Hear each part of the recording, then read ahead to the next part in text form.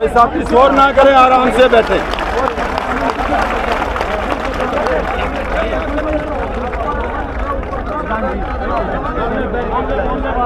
एक तन पर तार है सोने के, एक तन पर तार है सोने के, और एक तन पर सूत के तार नहीं। ऐ भारत की सरकार, तेरा ये न्याय हमें स्वीकार नहीं। हमारी लड़ाई क्या है?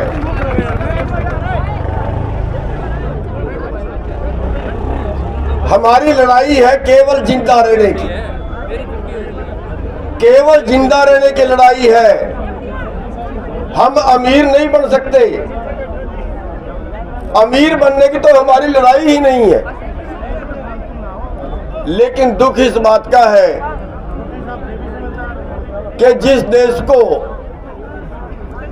हमारे हजारों भाइयों ने कुर्बानियां देके आजाद कराया, शहीदियां देके आजाद कराया, वो देश सोने की चिड़िया था। हमने सोने की चिड़िया को आजाद कराया था, लेकिन आज वो सोने की चिड़िया कहाँ गई? आज मिट्टी की चिड़िया भी नहीं बची।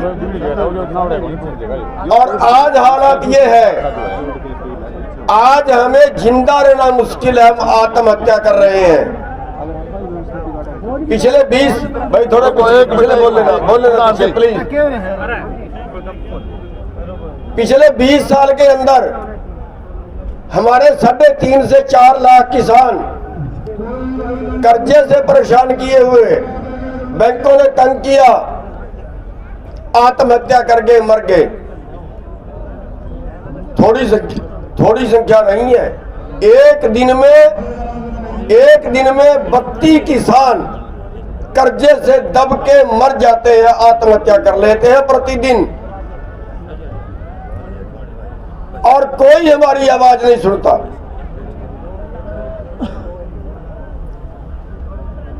हमारा देश सोने की चिड़िया था, लेकिन आज भुखमरी देश के, दुनिया के 107 देशों में 94वें स्थान पर खड़ा है भुखमरी में। यहां पे एक आदमी की आमदन 1 घंटे की 90 करोड़ और दूसरे आदमी की आमदन 1 घंटे की 9 रुपए नहीं है। ये जो हमारे बेरोजगार बच्चे हैं ना, ये शहर में काम करने के लिए जा रहे हैं, कई बार तो तरस आता है इन लोगों पे। कितने पढ़े थे, क्या सपने थे, और 6000 में मजदूरी कर रहे हैं, 7000 में शहर में जाके मजदूरी कर रहे हैं, 11-11 घंटे काम कर रहे हैं। अरे क्या मांग रहे हैं हम तो केवल इतना मांग रहे हैं कि कम से कम मजदूरी तो हमें दे दो। अरे कम से कम मजदूरी भी अनस्किल्ड की 9,500 है, लेकिन हमारे बच्चों को तो केवल 6,000-7,000 ही मिल रहे हैं, 9,500 भी नहीं मिल रहे। अरे अब जिंदा रहे तो कैसे रहे? हमें न्यूनतम फसल का भाव, न्यूनतम कम से कम उससे भी एक साल में देश के किसानों का जोड़े तो 3 लाख से 4 लाख करोड़ कम मिलता है, न्यूनतम से कम मिलता है। हमारी मजदूरी न्यूनतम से कम मिली, हमारी फसल का भाव न्यूनतम से कम मिला। ये बात नहीं है कि देश में पैसा नहीं है। अरे एक आदमी की आमदन एक साल में इतनी है जितना सारे देश के किसानों पे कर्जा है। इतनी एक साल की आमदन, अभी उनका पेट नहीं भरा, अभी सब्र नहीं है, मार दो सारी दुनिया को। अभी पेट नहीं भरा इतनी कमाई से। अभी जो नए कानून बना दिए, अरे खेती भोजन है, भोजन किसी की जागीर नहीं होती, भोजन व्यापार नहीं होता। भोजन तो परमात्मा ने कीड़े मकोड़े के लिए भी पैदा किया है। बच्चा पैदा होने से पहले दुनिया में दूध आ जाता है। भोजन ऊपर वाले की देन है। लेकिन इन्होंने कानून बना दिया कि सारे देश का भोजन चंद लोग अपने गोदामों में भर के इकट्ठा कर लेंगे और फिर देश को दें ना दें। अरे जहां पहले भुखमरी से करोड़ों मौतें हो रही हैं, जहां पहले हमारी हालत ये है कि अब बीमारी का इलाज कराने की हमारे में गुंजाइश नहीं है, कितने मर रहे हैं बीमारी से, 20 लाख 30 लाख का इलाज कराना पड़ जाए, कितने लोग करवा पाएंगे। अरे हमें जिंदा रहना मुश्किल है, और जब पूरे देश का भोजन चंद लोगों की तिजोरी में इकट्ठा हो गया, पर जिंदा कैसे रहेंगे? सवाल तो जिंदा रहने का है केवल। और जिंदा रहना तो जानवरों का भी अधिकार है, उनके लिए भी परमात्मा ने पैदा किया है। हम लड़े ना, और रास्ता क्या है हमारे पास? कौन सी सरकार सुन रही है? एक को बदलते हैं दूसरी आ जाती है, दूसरी को बदलते तीसरी आ जाती है, कानून वही रहते हैं, नीतियां वही रहती हैं। अरे हम कहते हैं जिसको अमीर बनना बन जाए, लेकिन कम से कम जिंदे तो सारे रहने चाहिए, जिंदा रहने का अधिकार तो हमें दे दो। एक करोड़पति आदमी है, अधिकारी है, 2-2 लाख रुपए की तनख्वाह लेते हैं, 108 तरह के भत्ते मिलते हैं। घर से कोई बीमार हो जाए 50 लाख रुपया लगे सरकार के खजाने से जाता है, खजाना है। एक नेता के परिवार से कोई बीमार हो जाए 10 करोड़ रुपया लगे अमेरिका में जाके इलाज कराए, पैसा है, देश के खजाने से जाएगा। आपके परिवार से कोई बीमार हो जाए तो किसी ने कहे 10 रुपए दिए हैं क्या? अरे क्रूरता की हद कर दी सरकार ने। हमारे जो भाई शहीद हुए 150 से ज्यादा लोग अभी तक अपनी जानें खो चुके हैं इस धरनों पे, कि ये अकेला अकेला बेटा था। लेकिन सरकार ने आज तक किसी को फुट्टी कौड़ी नहीं दी, सरकार ने आज तक कोई अफसोस जाहिर नहीं किया। अगर किसी समाज सेवी संस्था ने देने की कोशिश की, उसको भी एनआईए के नोटिस आ गए, उन पर भी मुकदमे दर्ज कर दिए, उनकी भी इंक्वायरियां खोल दी। साथियों, कब तक बर्दाश्त करेंगे? 2.25 महीने से बैठे हुए हैं शांति से, 2.25 महीने से दिल्ली के अंदर हमारे रास्ते बंद कर दिए, दीवारें कर दी आगे। आपने फोटो देखी होगी टेलीविजनों में, आगे सड़क के ऊपर सीमेंट से किले गाड़ रहे हैं। अरे हम ये कहते हैं कि किले क्या गाड़ोगे आप, ये किले तुम्हारे कफन में कील होगी। किससे टकरा रहे हो? जनता से? क्या जनता से बड़ा होता है राजा? अरे लोगों का राज लोगों के द्वारा लोगों के लिए था, लेकिन अब तो यह राज पूंजीपतियों के द्वारा पूंजीपतियों के लिए, और पूंजीपतियों का राज हो गया है, पूंजीपतियों के लिए हो गया है। सारे बजट आया कल, जहां पिछले साल 5.1% बजट खेती को दिया गया था, इस बार 4.3 दिया गया, यानी और कम कर दिया गया। खेती और महंगी हो गई। साथियों, आज हमें लगता है कि शायद हमें और कुर्बानियां देनी पड़ेंगी। सरकार हमारे सब्र का इम्तिहान ले रही है।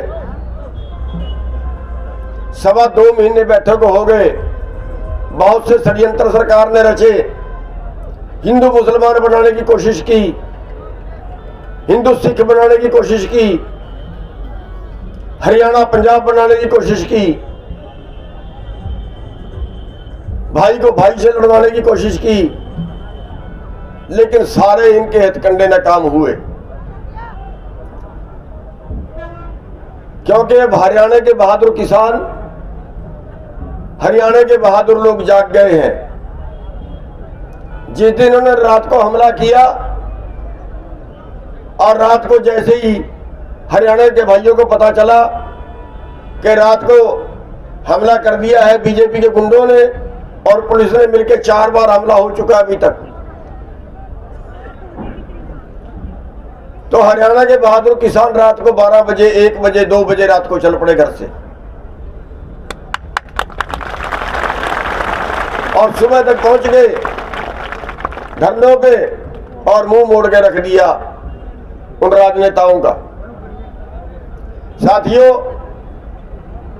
शायद उनको हरियाणा का इतिहास नहीं पता। ये हरियाणा के भाई जागते बहुत देर से हैं, बहुत देर से जागते हैं ये, लेकिन जब जाग जाए ना फिर सोते उससे भी ज्यादा देर से हैं।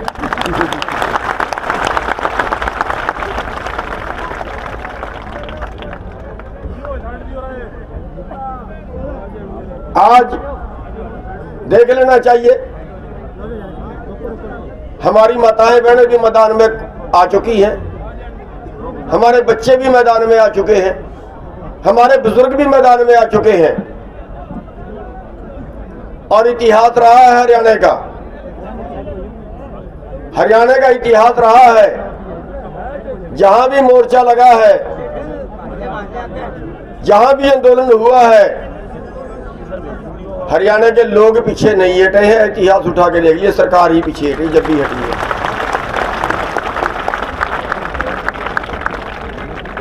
और कहा पंजाब पंजाब पंजाब हो रही थी आंदोलन में, आज हरियाणा हरियाणा हो रही है। आज हरियाणा के किसान पंजाब से 2 गुनी संख्या में पहुंच चुके हैं। साथियों,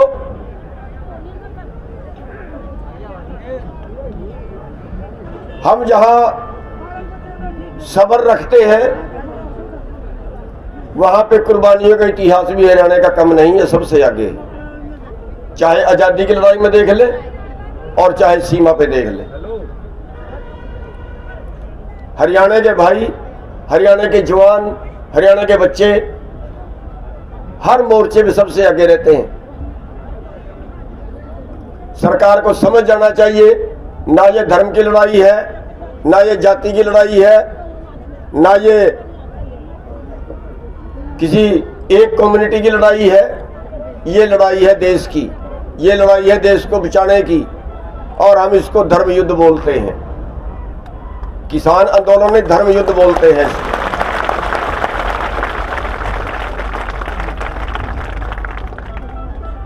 धर्म युद्ध इसलिए बोलते हैं कि हमारी लड़ाई उन लोगों को बचाने की है, उस रोजगार को बचाने की है जो करोड़ों लोग भूखमरी का शिकार होंगे, करोड़ों जानें भूखमरी से जाएंगी। अगर आपके आंदोलन से तो करोड़ों जानें बच सकती है, भूखमरी से बच सकते हैं, तो इससे ज्यादा धर्म का काम और क्या होगा।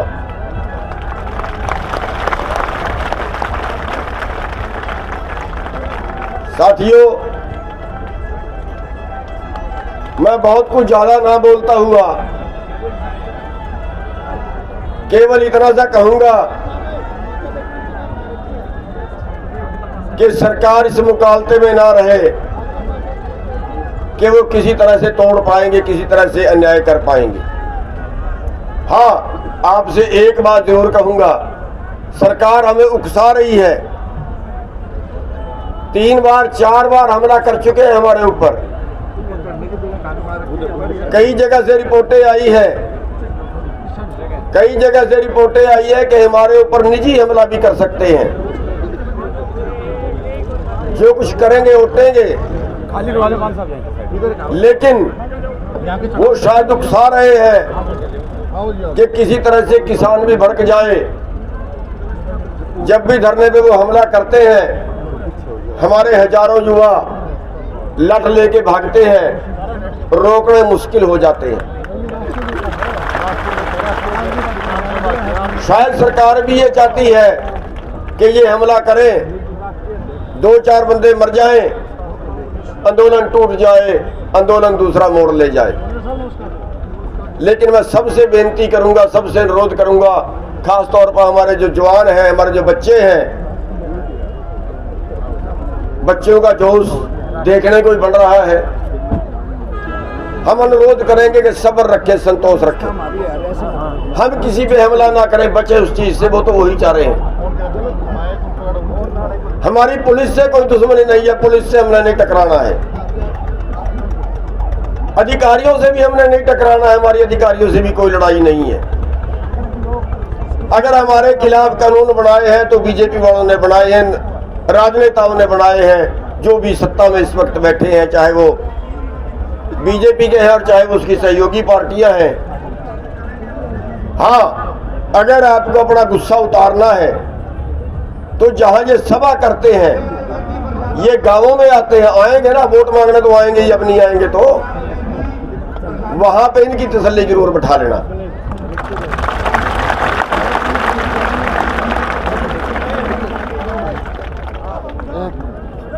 हमारी वोट से ताकत लेके हमें ही बेच रहे हैं अंबानी और अडानी जैसे लोगों के पास, हमें ही बेच रहे हैं ये पूंजीपतियों के हाथों। साथियों, हम अपने देश को बचाने की लड़ाई लड़ रहे हैं और जब तक सांस है तब तक हम बचाएंगे, हम आखिरी सांस तक लड़ेंगे।